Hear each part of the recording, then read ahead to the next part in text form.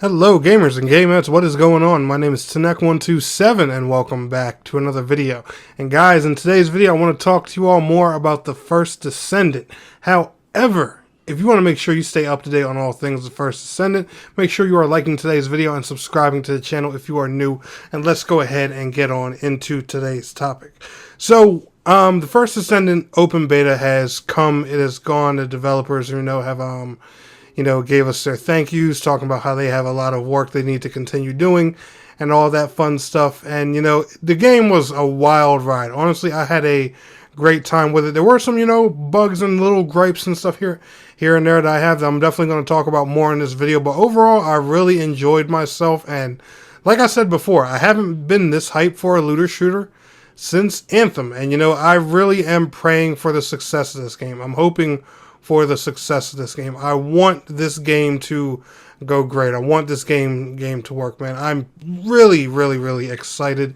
And I have high hopes for this game. I really feel like, I've found that destiny or that warframe for me, and stuff like that. And anyway, what I wanted to talk about in today's video was a few changes that I would personally like to see in the first Descendant in the future. Now, these changes can come at launch. They can come at post-launch. Me personally, I would prefer to have them all at launch, but I know that's, just not how things go, especially with live service games. A lot of this stuff gets implemented over the time. And it depends on, if the community wants it, if the developers agree with it, and all that fun stuff. So I'm not going to sit there and just act like these are going to happen, but I'm going to throw my opinion out there and, let you guys comment and talk about what y'all think about it. But anyway, guys, let's go ahead and get on into this topic.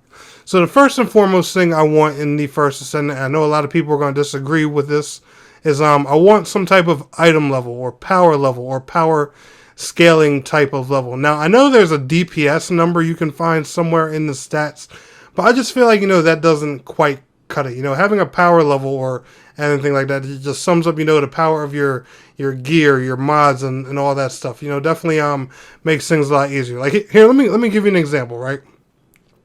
Let's say, it's Saturday night, you and the boys, or you and the girls, y'all want to get together, raid, y'all want to farm some of the hardest bosses and, build a little group to farm some weapons and all that type of stuff. And, you're getting ready to go in chat and throw, your requirements out there for the kind of group that you want. Do you really want to say, hey, have your mods at this level, make sure your gun is at this level, make sure you have this part at that level, or have this part at that level, or just say, hey guys, we're looking for a group to help us clear this boss. Be at power level at least blank, and let's go. I mean, think about it. Which ones, rolls off the tongue easier. That's all I'm saying, guys, when it comes to that kind of thing. I know some people like that way that things are done with Warframe, where they don't have that kind of item level or power level thing. That's fine, Danny. It's just something I prefer. Let me know how you are feeling about that down in the comments below. Now, this second one here, this should be a no-brainer to everyone. Rewarding endgame content. Now, even if endgame is a little short-staffed, when the game first launches, because that's one common thing we see with a lot of these live service titles, is there is a ton of endgame content when they first launch. I do think, the first Descendant is going to do a pretty good job of this, because we saw a decent amount of it in the beta, so I definitely think, there'll probably be a good amount of it in the full game. But even if there isn't, just make sure, it's rewarding, it's impactful, the rewards are good. Because I think, even if all the content is not quite there, if the rewards are there and the content that is there, it feels like it's worth grinding over and over, I honestly think people will do it. Let me know how you guys are feeling about that down in the comments. Now, third improvement I would like to see to the first Descendant, and this is just, from some experience I had. I played this on PS5 and Xbox Series X, and thanks to my son, the Nerd XD, I got to see it running on Xbox Series S. One thing I do know this game could use is some frame rate cleanup, especially in those survival and wave-based missions, where you get a lot of enemies on the screen, you got a lot of particle effects going around, things get hectic. I know it's not going to run at a solid 60 or 120 FPS with all that going on the screen. I get it sometimes. But that is, one of the biggest causes I saw of any of the consoles crashing. Now, I don't know how things were on PC, but, when it gets to, those big cluttering areas, I think that's definitely where they got to work on something to deal with that frame rate pacing a little bit. The next thing I would like to see in the first Descendant, and this is a big one for me, is I want to make sure that the grind for the Descendants is merciful. Don't get me wrong. Make us grind for our Descendants. You know, we got to put in our work to earn our characters if we don't want to buy them with cash. But don't let the grind for the Descendants, you know, feel like hopeless. You know, don't make it as bad as like Warframes and stuff like that. That game literally can discourage you from getting a frame or grinding a frame. And I have a good buddy, you know, who's done some crazy grinds on Warframe for some of the frames, and he's been through them, but they can just, you know, it can be exhausting. You know, you can go through all that to get the frame, and you're just like, oh shit, getting the frame was that much work. I don't even know if I want to do this anymore.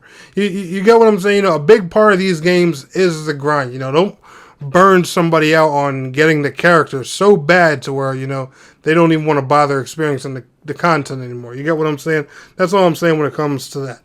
Another thing I do want to see with this game is for the enemies to spawn faster in the open world. I noticed that a lot of the open world missions, you'll do them, you'll start them, you'll start fighting, you know, waves of enemies, or enemies will come in and attack you and stuff like that, and they'll stop for like a good 30 seconds or sometimes even a minute, and they just won't come.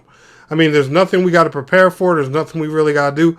Let those enemies come on in and flood us. Some of those open world missions felt a little dull and boring, you know, when things were like that. I definitely think, you know, the open world could use a bit more saturation with enemies, and also, you know, some of the missions could get a little bit more pep in their step. Now, last but not least, but I also said this in my previous video, is one thing I would like to see is more customization for the Descendants. Now, I know this could be a controversial topic to some people, but all I'm saying is, you know, let people make the Descendants more their own. Being able to put on different outfits and, you know, and color customize their armor and stuff like that is all cool, but, you know, let people customize, you know, their own bunny or stuff like that. You know, if you want to run around as a white, black, Asian bunny, or, you know, whatever, let people work on her face, you know, let them change the skin color and stuff like that.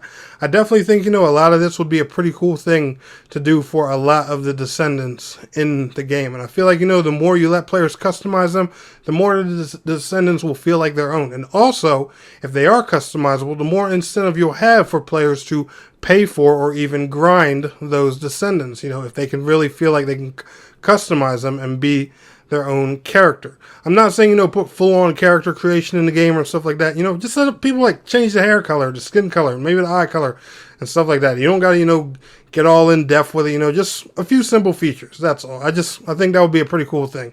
But let me know what you guys think down in the comments below. Anyway, what changes would y'all like to see to First Descendant? Let me know down in the comments. Y'all enjoyed today's video? Smash that like button. I will see y'all in the next one. Peace out. Have a good one.